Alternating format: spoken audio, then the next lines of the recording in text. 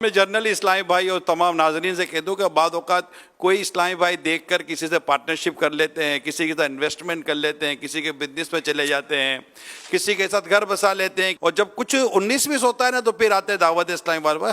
دعوت اسلامی کا مدنی مرکز، دعوت اسلامی کے طریقہ کار کی اگر میں بات کروں تو ہم اس طرح کے کسی کاموں میں بھی نہیں پڑتے، ہمارا یہ رول ہی نہیں ہے۔ تو یہ سارے آپ کے اپنے انڈیویجول پرسنل ذاتی نوعیت کے فیصلے ہیں۔ میں ٹھوکریں کھا کے جس منزل پر پہنچا ہوں آپ کو مفت میں بغیر کسی اچھی نیت کے پیش کر رہا ہوں کہ فائدہ اٹھاؤ اس سے۔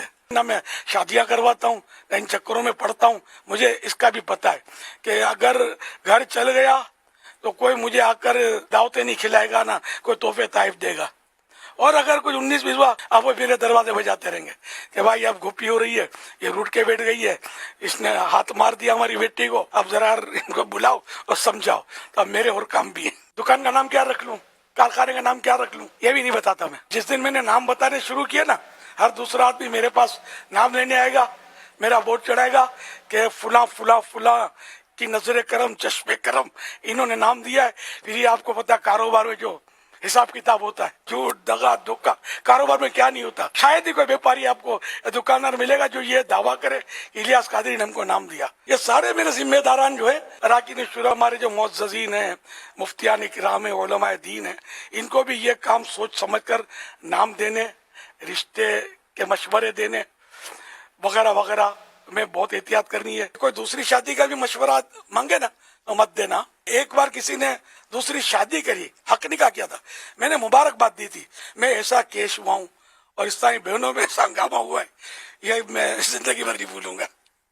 یہ بہت کوئی برسوں پرانی بات ہے۔ کبھی کوئی مشورہ مانگے دوسری یا تیسری کا تو اس کو مشورہ نہیں دینا۔ وہ میں یہی اب تو بولتا ہوں کہ فریقین کے منظوری سے پہلی بیوی ہے وہ اجازت دے، اس کے ماں باپ اجازت دیں، آپ کے ماں باپ اجازت دیں تو پھر ٹھیک ہے۔ اب یہ سارے میرے ذمہ داران جو ہے اور دیگر سماجی ادارے والے بھی سن رہے ہیں، تو سوچ سمجھ کر بولنا، خواہ آپ چکروں میں پڑ جاؤ گے۔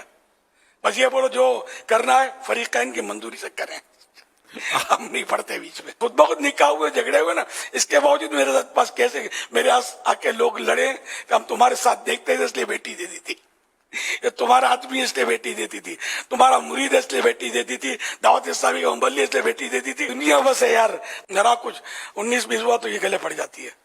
اس لیے ہمیں بھی اپنا دامن بچا کر، ہم بھلے ہماری دعوت اسلامی بھلی اس کو بھی آنچ نہ آئے، ہماری عزت کو بھی کیوں آنچ آئے۔ میں دعوت اسلامی کے تمام ہی ذمہ داران، مبلغین، ہمیں ان تجربات سے جو امیر سنت کو اپنی زندگی میں ہوئے ہیں فائدہ اٹھا لینا چاہیے۔ حافظ ملت رحمۃ اللہ تعالی فرماتے ہیں دوسروں کے تجربات سے فائدہ اٹھا کے وقت بچاؤ، یہاں تو ان کے تجربات سے فائدہ اٹھا کے وقت بھی بچاؤ، اپنی عزت بھی بچاؤ۔ دعوت اسلامی کی عزت ہے، کریڈیبلٹی ہے، اس کی ماشاءاللہ ساخت ہے، لوگ دعوت اسلامی والوں کو، والیوں کو عزت کی نظر سے دیکھتے ہیں، لیکن ظاہر ہے کہ پھر وہ پانچوں انگلیاں برابر تو نہیں ہوتی۔ تو یہ سارے آپ کے اپنے انڈیویجول پرسنل ذاتی نوعیت کے فیصلے ہیں۔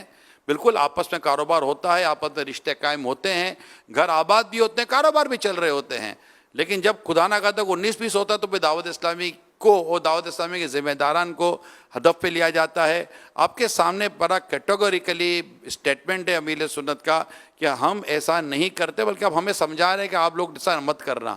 تو آپ بھی کبھی ایسا کچھ ہو جائے تو دعوت اسلامی کے ذمہ داروں اور مدنی مرکز کو یا بڑوں کو کسی چیز میں ذمہ دار ٹھہرانے کے بجائے معاملے کی نوعیت کو سمجھیے پلیز۔